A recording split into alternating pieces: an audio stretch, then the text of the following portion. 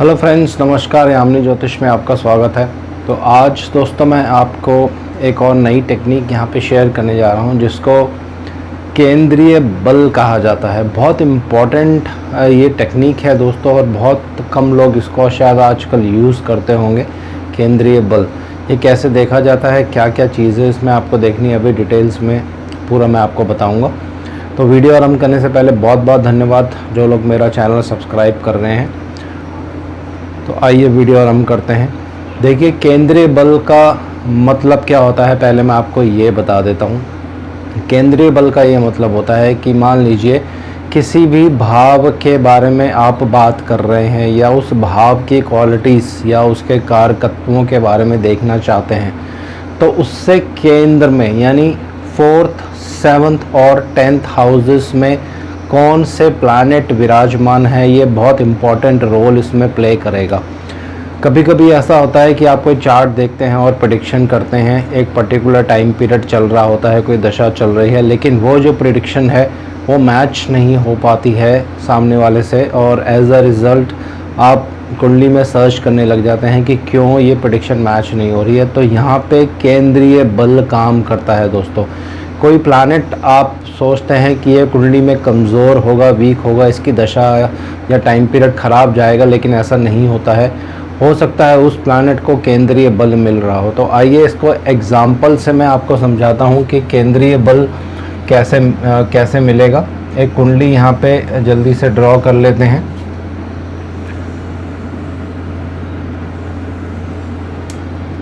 केंद्रीय बल अपने आप में ही बहुत इम्पॉर्टेंट है दोस्तों, और जो लोग इस टेक्निक को यूज़ करना सीख जाएंगे तो आपकी जो प्रेडिक्शंस हैं वो धीरे धीरे बहुत डेवलप होने लग जाएंगी दोस्तों। अब मैं आपको एक एग्ज़ाम्पल बताता हूँ कि केंद्रीय बल शुभ भी हो सकता है और अशुभ भी हो जाता है दोस्तों। दोनों ही केसेस में ये वर्क करता है। एक एग्ज़ाम्पल लेते हैं। मान लीजिए किसी के बृहस्पति यहाँ पे विराजमान है या 7 नंबर है और धनु लगन की ये कुंडली है दोस्तों। धनु लगन में हमें सबसे पहले ये देखना है कि लग्नेश कहाँ पे चले गए।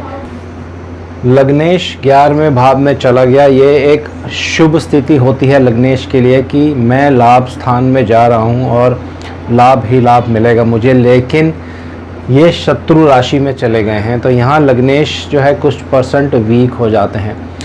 अब इस लग्नेश पे अगर बहुत ज़्यादा पाप प्रभाव हो जाएगा तो क्या होगा, आपको हेल्थ इश्यूज़ का सामना करना पड़ सकता है या कुछ फाइनेंशियल ट्रबल्स आपके साथ हो सकते हैं। तो एक प्लैनेट मैं यहाँ पे लिखता हूँ। यहाँ पे मैं शनिदेव लिखता हूँ मेष राशि में। तो ये 10, 11, 12, 1। तो ये देखिए, किसी का चार्ट नहीं है, ये सिर्फ मैं आपको एग्जाम्पल पर्पस से बता रहा हूँ, किसी की भी कुंडली नहीं है। जब भी कोई नीच के प्लैनेट, कोई भी प्लैनेट अगर नीच अवस्था में है और वो नीच अवस्था का क्राइटेरिया पूरा कर लेते हैं, उतनी डिग्रीज पे हैं, नीच हैं, किसी तरह का उनमें नीच भंग राजयोग नहीं मिल रहा है, तो वो जो प्लैनेट है अगर आपके लग्नेश पर दृष्टि डाल देता है तो लग्नेश की स्थिति उस केस में कमज़ोर हो जाती है। और जब कोई नीच के प्लैनेट लग्नेश पर दृष्टि डालते हैं, लग्नेश कमज़ोर हो जाता है, तो एज अ रिज़ल्ट क्या होता है, आपको बीमारियों का सामना करना पड़ सकता है। क्योंकि अगर लग्नेश वीक होगा तभी बीमारियां जो हैं आप पर हावी हो जाती हैं। अगर आपका लग्नेश स्ट्रॉन्ग होगा कुंडली में दोस्तों, या मंगल देव कुंडली में बहुत स्ट्रॉन्ग होंगे, तो जो डिजीज़ होती हैं इतनी जल्दी आपके ऊपर हावी नहीं हो पाएंगी। अगर कुछ समय के लिए आप बीमार भी पड़ेंगे तो आपकी रिकवरी का जो रेट होता है बहुत तेज़ होता है। तो लग्नेश यहाँ पे बहुत इम्पॉर्टेंट भूमिका निभाते हैं। उसी तरह से मैं यहाँ पे मंगल देव लिखता हूँ दोस्तों 4 नंबर राशि में। 1, 2, 3, 4। ये देखिए, यहाँ पे मंगल देव भी लग्नेश पर दृष्टि डाल रहे हैं। तो ऐसा व्यक्ति क्या होगा, जब 2 नीच के प्लैनेट्स लग्नेश पर अपनी दृष्टि डालेंगे तो व्यक्ति बीमार हो सकता है दोस्तों। उसकी आयु पे भी बहुत ज़्यादा रिस्क होता है। इसी तरह से अब क्योंकि मैं डिज़ीज़ की यहाँ बात कर रहा हूँ और बीमारी की बात कर रहा हूँ, तो उसके लिए हमेशा मुझे अष्टम हाउस को ज़रूर एनालाइज करना चाहिए दोस्तों। अष्टम हाउस जो होता है ये डीप या जो बहुत ही लंबी बीमारियां होती हैं उनको सिग्निफाई करता है। अगर आपकी कुंडली में इस तरह के कॉम्बिनेशंस हैं कि उसमें 8th हाउस इन्वॉल्व हो रहा है और आप बीमार हैं, तो वो जो रोग है वो इतनी जल्दी ठीक नहीं होता है। तो यहाँ पे जो केंद्रीय बल वाली थ्योरी है वो पूर्ण रूप से दोस्तों यहाँ काम करती है। तो आपको क्या करना है, यहाँ पे हम अष्टम भाव की बात कर रहे हैं, तो अष्टम भाव पे आपको फिंगर रखनी है। 1 2 3 4, ये जो हो गया अष्टम भाव से पहला केंद्र हो गया दोस्तों, ये पहला केंद्र है, ये आपको ध्यान रखना है। तो इस भाव से पहले केंद्र में हालांकि बृहस्पति जो कि स्वयं लग्नेश हैं वो विराजमान हैं, तो यहाँ केंद्रीय बल मिलना चाहिए, लेकिन बृहस्पति की जो पोजीशन है कुंडली में वो बहुत ज़्यादा अच्छी नहीं है। 2 मेलेफिक प्लैनेट्स द्वारा दृष्ट हैं और स्वयं शत्रु राशि में है दोस्तों। इसी वजह से उनकी जो पोजीशन है कुंडली में इतनी स्ट्रॉन्ग नहीं है। तो जो केंद्रीय बल होगा, इस हाउस को जो केंद्रीय बल बृहस्पति देव दे सकते थे वो नहीं देंगे। तो एज अ रिजल्ट इस भाव में 8th हाउस में, ये हमारा 8th हाउस है, अष्टम भाव है, यहाँ वीकनेस आ जाती है दोस्तों। अब इसको और एंगल से देखते हैं। यहाँ से हम फिर से काउंट करेंगे 1 2 3 4 5 6 7। यहाँ देखिए कोई भी प्लैनेट नहीं है, तो 7th हाउस जो दूसरा केंद्र होता है वहाँ से उसको किसी भी तरह का बल नहीं मिल रहा है दोस्तों। अगर यहाँ पे कोई प्लैनेट होता तो उनको केंद्रीय बल मिलता। इसको और आगे कंटिन्यू करते हैं। तीसरा केंद्र हमारा होता है 10वां। तो 1 2 3 4 5 6 7 8 9 10। अब देखिए ये हमारा तीसरा केंद्र है दोस्तों। यहाँ पे नीच के शनिदेव विराजमान है। तो केंद्रीय इफेक्ट कैसे काम करता है, किसी भी भाव से जब केंद्र में एक नेगेटिव प्लैनेट विराजमान होगा तो इस भाव की हानि हो जाती है, इस भाव को वीकनेस, इस भाव में वीकनेस आ जाती है। तो एज अ रिज़ल्ट व्यक्ति बीमार हो सकता है, उसकी आयु पर भी रिस्क हो सकता है, क्योंकि अष्टम भाव जो होता है आयु को भी इंडिकेट करता है दोस्तों। तो जब भी आप कोई कुंडली एनालाइज करते हैं, किसी भाव के बारे में आप डिस्कशन कर रहे हैं, तो वहाँ से केंद्र में कौन से प्लैनेट्स विराजमान हैं ये आपको ज़रूर देख लेना है दोस्तों। अब इसको एक दूसरे पॉजिटिव ढंग से मैं आपको बताता हूँ, और मैं यहाँ पे कुछ रब नहीं कर रहा हूँ। मान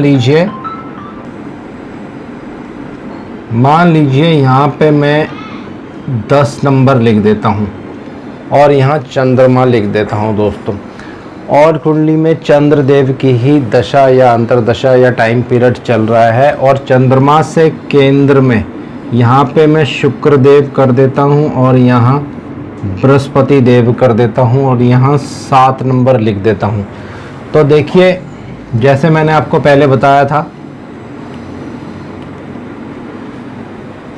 चंद्रमा को केंद्रीय बल प्राप्त हो रहा है। केंद्रीय बल कैसे प्राप्त हो रहा है, 1 2 3 4 5 6 7 8 9 10। यहाँ देखिए चंद्रमा से केंद्र में 10वें घर में 2 शुभ प्लैनेट्स विराजमान हैं। उनमें से एक जो प्लैनेट है बृहस्पति देव, वो अपनी शत्रु राशि में है, तो इतना ज़्यादा केंद्रीय बल वो नहीं दे पाएंगे। परंतु शुक्र देव जो हैं अपनी ही राशि में विराजमान है, और इस कुंडली में शुक्रदेव योग कारक भी बनेंगे दोस्तों। मकर लगन में शुक्र योग कारक होते हैं। जब कोई योग कारक केंद्रीय बल देता है तो उस भाव की बहुत वृद्धि होती है, और उस प्लैनेट के कारकत्वों में भी बहुत वृद्धि होती है दोस्तों। तो यहाँ देखिए चंद्रमा जो हैं इस हाउस के लॉर्ड है, 7th हाउस के लॉर्ड है। तो 7th हाउस जो होता है नेम और फेम का भी होता है, और 7th हाउस जो होता है आप ऐश्वर्य की चीज़ें या धन से भी उसको रिलेट कर सकते हैं, क्योंकि चंद्रमा स्वयं धन के कारक होते हैं दोस्तों। ये कभी आने वाले समय में और आपको डिटेल्स बताऊंगा कि चंद्रमा को भी धन का कारक क्यों माना जाता है, क्योंकि इसके पीछे कुछ लॉजिक्स हैं। तो जब भी चंद्रमा का पीरियड आएगा इस जातक को, तो केंद्रीय बल मिलने की वजह से चंद्रमा यहाँ पे अच्छे रिजल्ट देंगे दोस्तों।